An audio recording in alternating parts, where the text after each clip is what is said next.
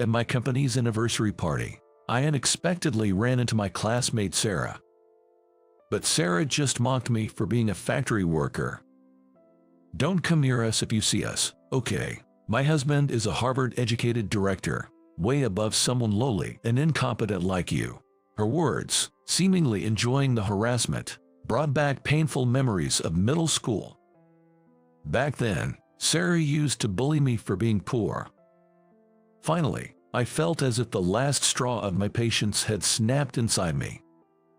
"Well, your husband will be unemployed from tomorrow." Sarah was shocked by my unexpected words, but soon laughed it off as a joke. However, she and her husband would soon understand the true meaning of my words. My name is David Young. I'm turning 42 this year. I met my wife Annie at work and we got married. It's our 15th wedding anniversary this year, and I've never really had a serious argument with the kind and family-oriented Annie. I'm always grateful to Annie, who always supports me, and we live a peaceful life together. One day, my company decided to hold an anniversary party.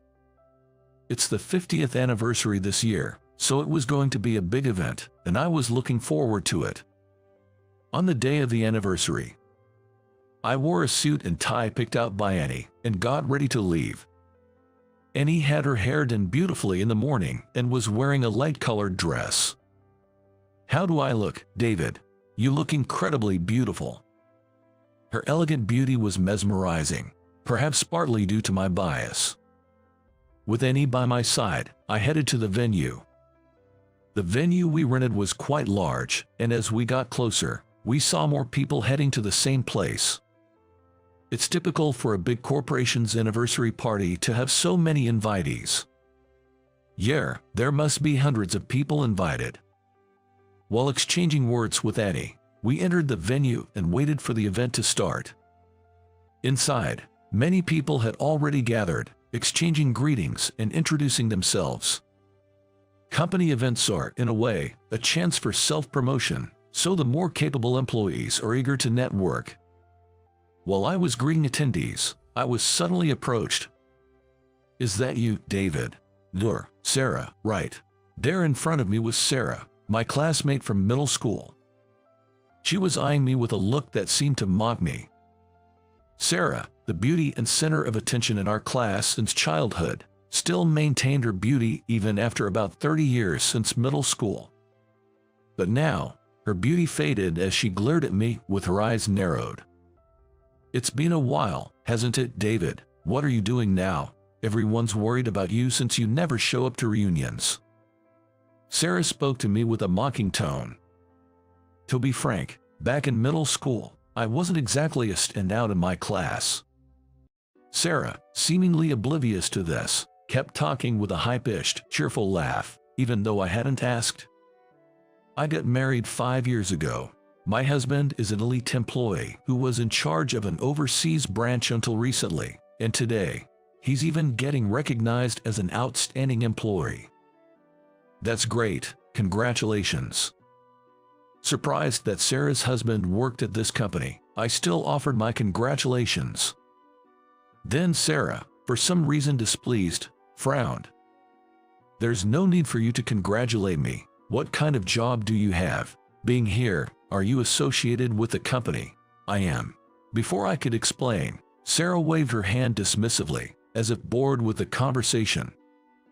"Never mind, it's not important. You probably work in some subcontractor's factory, being a middle school graduate and all." "I do go to the factory, indeed."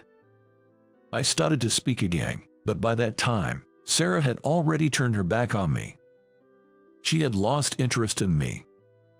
"A factory worker like you shouldn't even be here. Just stay quiet in the corner and don't embarrass yourself." With that, Sarah walked away towards a man. That must be her husband, Brandon. While I thought it was petty, I made sure to remember his name. Sarah mocked me for being a middle school graduate, but to be precise, that's not entirely true. When I was in middle school, my mom got seriously ill, and my dad lost his job due to the recession. From that day, my life changed completely. My dad, once a diligent employee, started drinking and gambling to escape from the harsh reality. Soon we ran out of money and had to sell our house, moving into a small, old one-bedroom apartment. As a middle schooler, I grew taller but couldn't afford new uniforms or sportswear, so I had to make do with hand-me-downs from relatives. This made me a target for ridicule among my classmates. I was called poor and uncool. Sarah, beautiful and bossy, was the ringleader, even instructing the entire class not to talk to me. She was the popular girl in class, and no one dared to go against her, so her bullying continued until we graduated. On graduation day, Sarah called me over and asked with a sneer, "Which high school are you going to? It'd be good if you could get a hand-me-down uniform." I was so annoyed by her persistent teasing that I retorted, "I won't need a uniform for the high school I'm going to."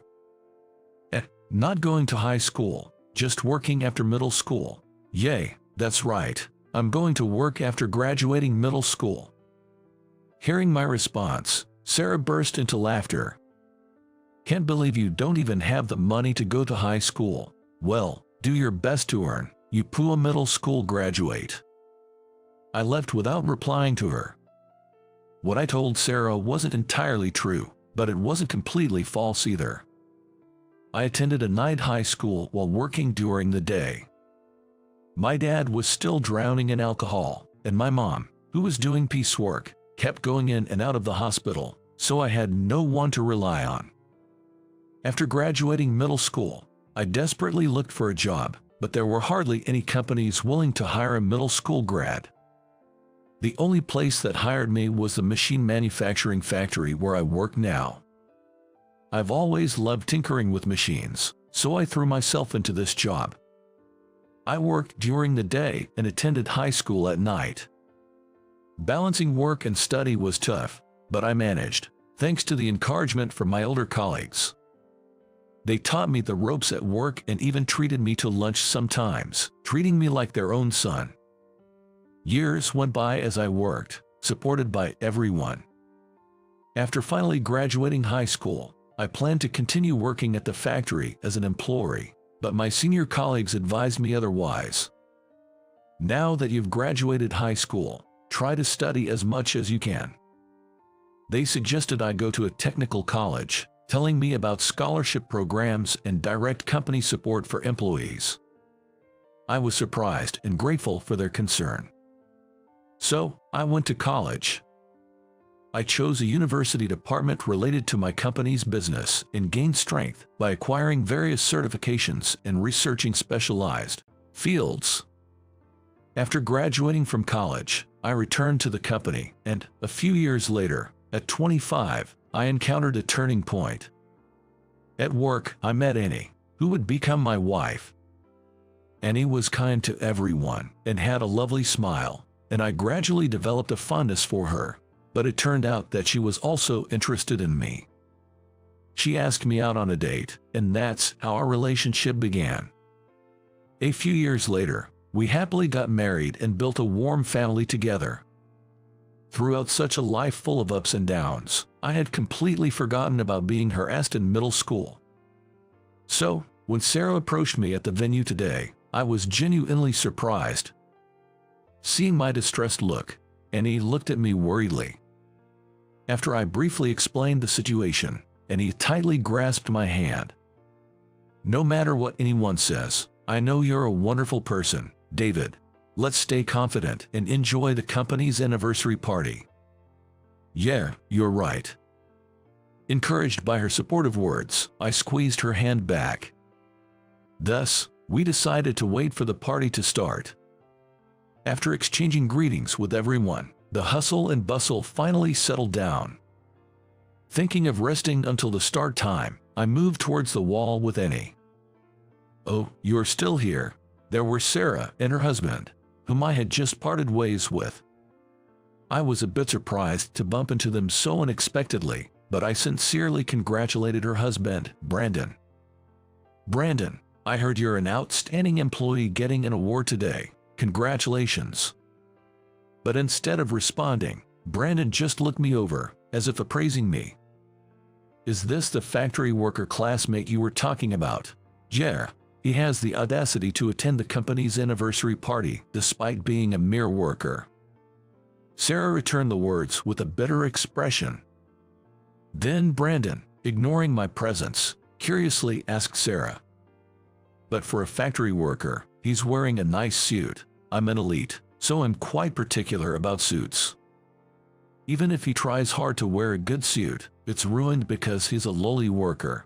It's truly embarrassing to have someone like him as a classmate. Frowning, Sarah spat out her words, and Brandon inquired further. Embarrassing? Yes. Imagine, he's been a factory worker since dropping out of middle school. That's 30 years of being a mere worker. Wow, really? That's unbelievable. Sarah pointed and laughed at me, and Brandon leaned back, distancing himself as if amused. They both looked down on me with obvious disdain and then glanced at the person next to me.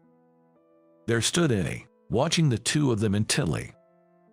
So this bottom-of-the-barrel worker, even though he's a dropout, managed to get married.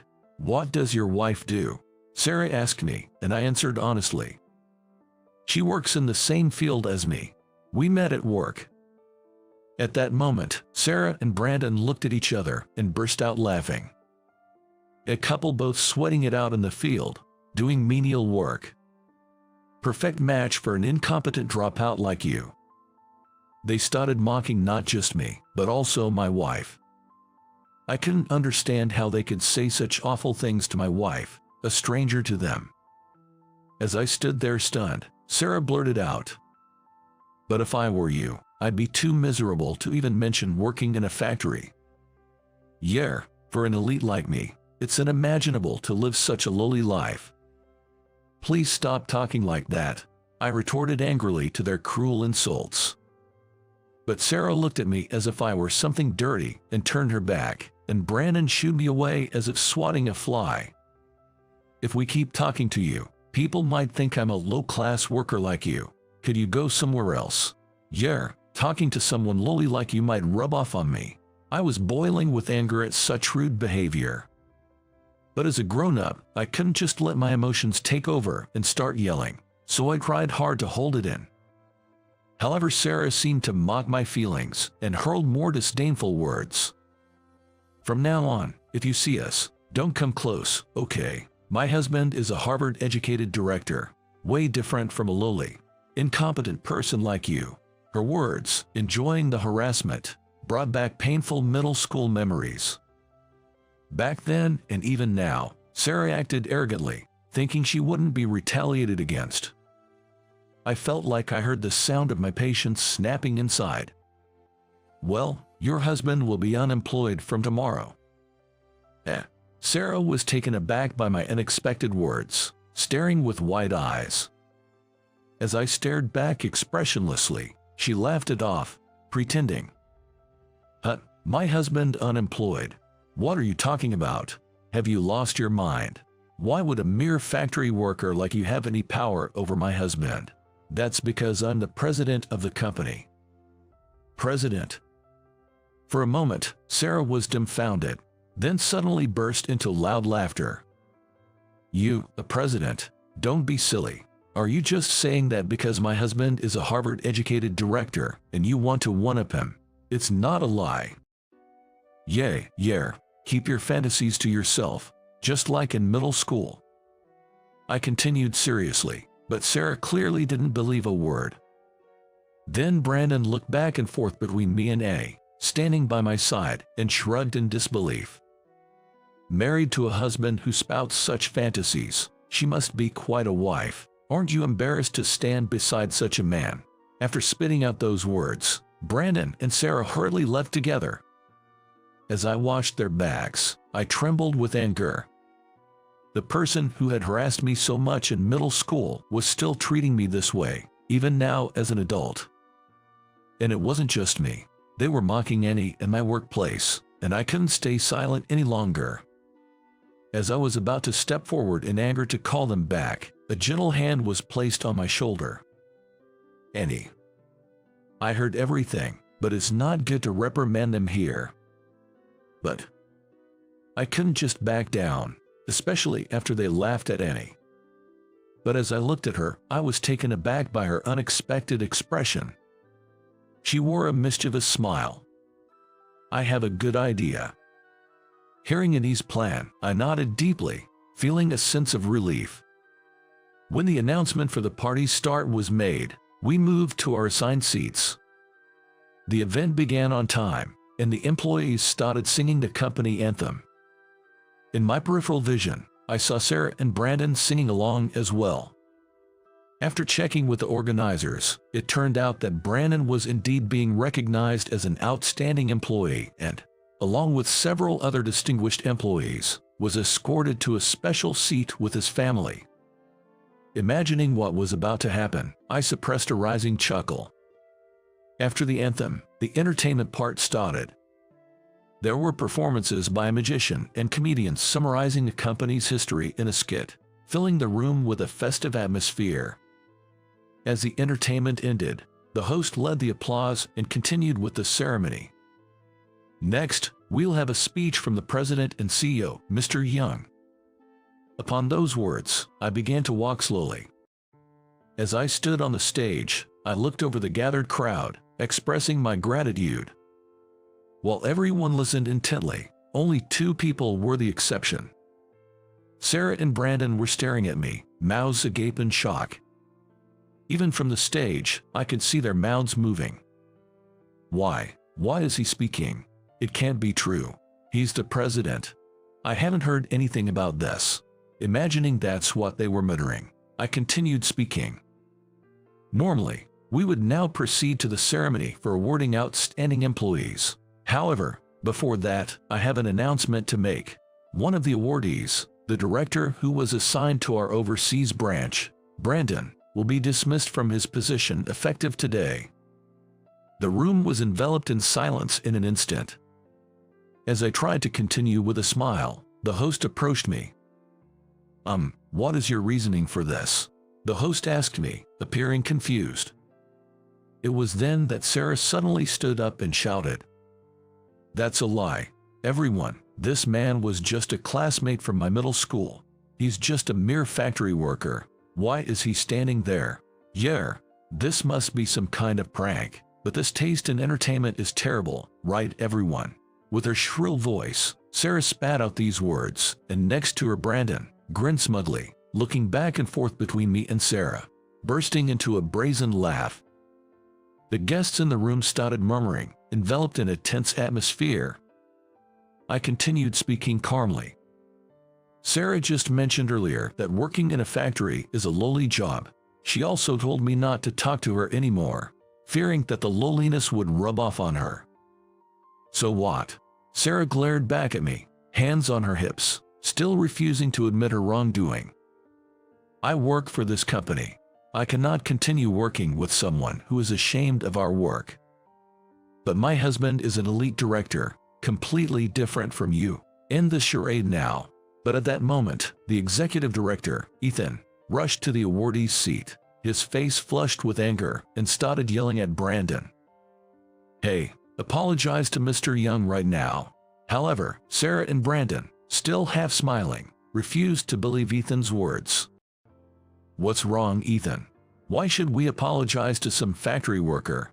Jer, he's just a lowly, incompetent worker. He's just trying to scare us by lying about firing my husband." But Ethan shouted back, his voice trembling. "State the name of our company, Young High-Tech Corporation, but oh." Muttering this, Brandon suddenly realized, and his face turned pale. His name, David Yum. Could it be? He's really our company's president. At Brandon's words, Sarah froze in shock. During this time, I had been watching them, and judging that they finally understood, I spoke again. "It seems you finally believe me." Brandon, his face ashen, was shaking all over, hardly able to stand from his chair. In fact, Annie is the daughter of a major manufacturer that produces some of the leading semiconductor devices in the country. The company that accepted me, a middle school grad, was one of her parents' factories. At that time, It was still a mid-sized company taking on various machinery productions, but 30 years ago, it developed its first proprietary product, a microcurrent meter, and has since expanded its business with the advancement of electronic device technology. Now, alongside semiconductor manufacturing, we're collaborating with foreign companies to develop even more precise testing systems. Combining the knowledge I gained in college with a practical perspective, I actively participated in product development after graduating, resulting in several hit products. Thanks to this, I was transferred to the headquarters, promoted to Director of Electronic Hardware Development, and that's where I met Annie. Even after our marriage, Annie's family never spoke ill of my past attending a night high school. Instead, they warmly accepted me as a diligent and enthusiastic young man, rare in this era. Wanting to repay this family and the company that raised me, I devoted myself to my work without distraction. Then 2 years ago, when Annie's father retired, I took over as the president. Understanding the truth, Brandon looked like he was about to collapse, and Ethan addressed him even more desperately. You were overseas, so you might not have known directly, but at least check the information about the company you work for. That is, Brandon, his face still pale, tried to stammer an excuse. But Ethan, his face red with anger, kept yelling. You're so caught up in being an elite from Harvard University that you don't even know the face of our president. I'm ashamed that I recommended someone like you as an outstanding employee. Ethan then grabbed Brandon by the scruff of his neck and dragged him in front of me. Ethan forcefully bowed Brandon's head and then joined him in kneeling down. I deeply apologize for the disrespectful behavior of my subordinate. Please forgive us. I'm so sorry for my ignorance. It's inexcusable. Brandon finally knelt down of his own accord, his face turning bright red as sweat dripped onto the floor. Annie, who had been watching this unfold, turned to me with a question. Yes, this was the plan Annie had come up with. David, what will you do now?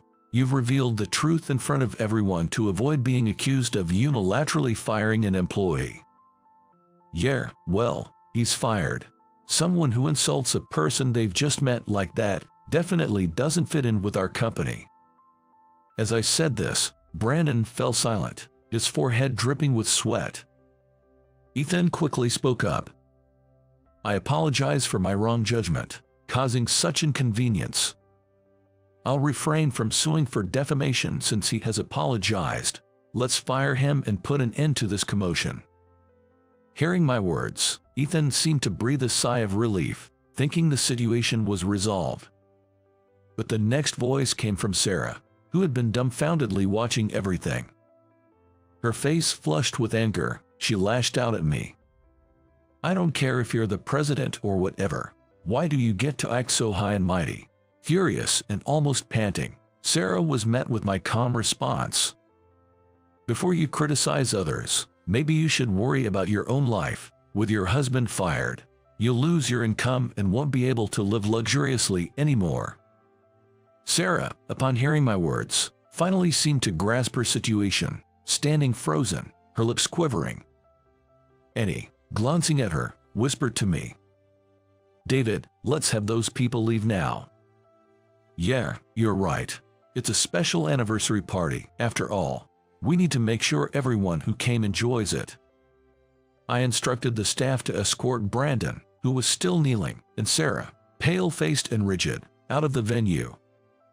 After they left, we refreshed the atmosphere of the venue and successfully concluded the party. Brandon later repeatedly tried to apologize, but I dismissed them. Having an employee who looks down on others just because of Sarah's words could eventually lead to issues at work. Brandon, who had been fired, suffered greatly since he had already purchased a luxurious home and car on loan, relying on his salary. Sarah, who always loved a lavish lifestyle and apparently never saved much, found their finances in dire straits within months. Unable to pay the enormous loans, the couple eventually had to sell their house and car and move to a shabby apartment. Brandon struggled to find a new job, losing both money and status, leading to endless quarrels in their now impoverished household. Eventually, they divorced and now live separately. Brandon, desperate for a job, finally found work as a factory worker. He spends his days standing in front of a conveyor belt, endlessly assembling machines as part of a repetitive process. Meanwhile, Sarah became a topic of discussion among her local classmates for her actions towards me. Abandoned even by her family, she now lives alone, struggling to afford meals. Her once prized beauty faded away. She's barely making ends meet by working night jobs. As for Annie and me, we continue to live happily. Our focus on developing excellent employees led to stable and growing company performance. Just as the company helped me, I now aim to fulfill the hopes of the younger generation. We've enhanced our educational programs and training systems for our employees, which has already led to the creation of an innovative new product. This product is expected to be a significant step forward for our company. But it's not just a new product that was born. Annie and I also welcomed a beautiful daughter. Annie's family is overjoyed and adores her. I'm so glad I met you. I'm truly happy. Me too. When I graduated from middle school, I thought my life was over. But by never giving up on my potential and tirelessly searching for a path, I've been helped by many and now lead such a happy life. I want to continue delivering products that make the world a better place as a way to give back. With this resolve in my heart, I smiled at my precious family.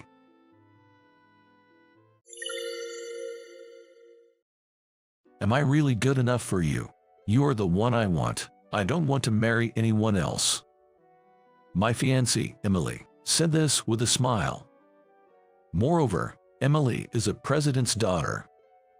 I, a single part-time employee in my 30s, was an unlikely match for her. My name is Michael. I've been dating Emily for 3 years. Our meeting was thanks to a high school classmate, David, who took me to a matchmaking party. It was a small gathering, held locally, with people from nearby areas participating. There, Emily, who had approached me while I was spacing out, talked to me. At the party, being a part-time employee, I got cold attitudes from the women who looked down on me. I've been working part-time to take care of my sick mother, but she's getting better, and now I'm aiming for a full-time position. I honestly shared, but the chilly gazes remained. Well, I guess it can't be helped. I was almost giving up when Emily showed a completely opposite attitude. Oh, you work in the deli section of a supermarket. Then you must be good at cooking. Well, I am good at making quiches. Quiches? I love quiche Lorraine. Unlike me, Emily was an office worker at a mid-sized company. She had a stable salary and was in her early 20s, so young. I couldn't understand why she approached someone like me. Because you looked as bored as me, she replied with a laugh when I asked. Then she asked me, "Hey, which supermarket do you work at?" I worked at a small, long-standing supermarket in this town. When I told her the name of the supermarket I worked at, she smiled contentedly and said, "I've decided. I'm going to date you." What? I was surprised by her words. Of course, unless you don't like it. No, not at all. I'm the one who should say, "Thank you so much." That's how I started dating her. Sorry to ask again, but are you really sure about someone like me? When I asked for confirmation, she replied in a sulky manner, "Because I wanted to be with you." As we were in our 30s, naturally we thought about marriage. But Emily was still 24. She was more than 10 years younger than me, and from an outsider's perspective, she might have seemed to have chosen the wrong partner. I don't need a reason to like you, or, is there something you're dissatisfied with? No, of course not. It's just that sometimes I wonder why me. There was another reason I hesitated about dating her. It was because she was a president's daughter. Moreover, to my surprise, the president of the company that owns the supermarket you work at is my father. She confessed this to me within a week of dating. That's why, when I met you at the matchmaking party, I felt there must be some connection with you, Emily said. I was speechless at her words. She had been encouraged to go on matchmaking dates before but never found anyone interesting, so she decided to go to a party with a friend. Yet, an office worker from a mid-sized company and a part-time supermarket employee like me.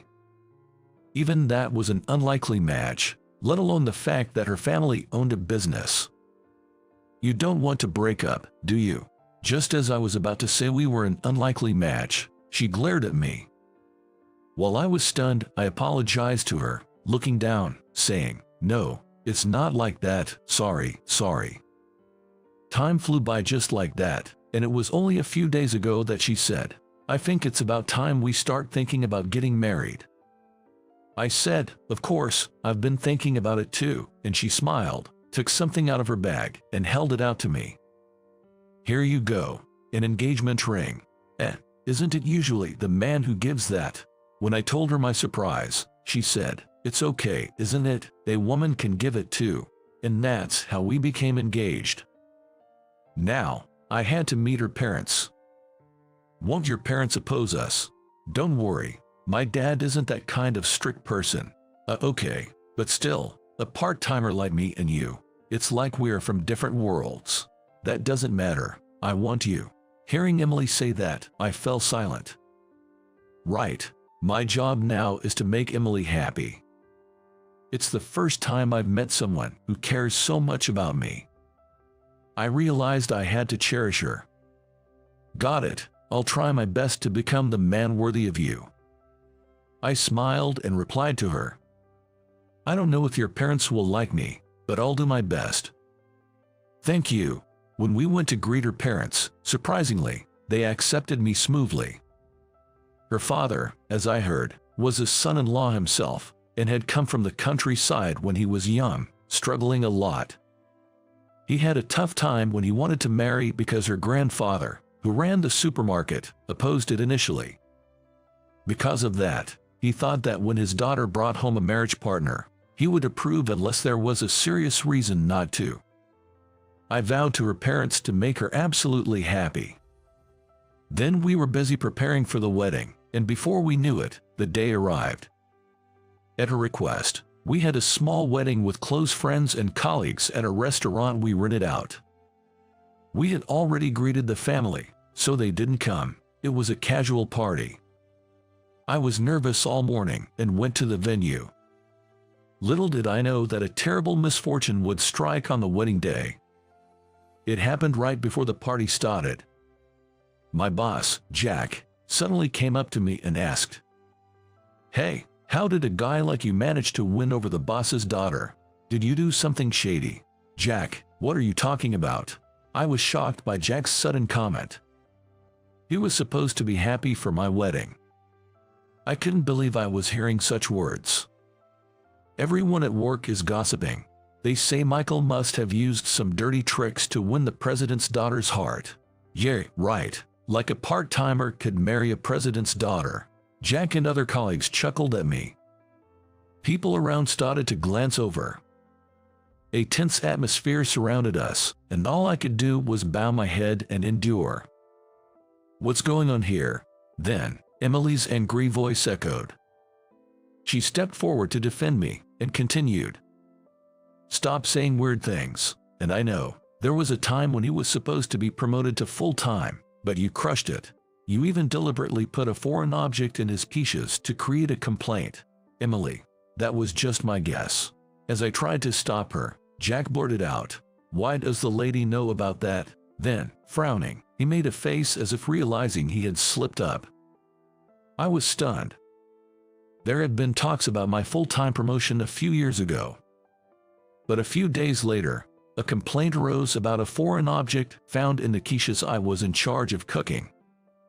This led to the full-time employment opportunity being scrapped.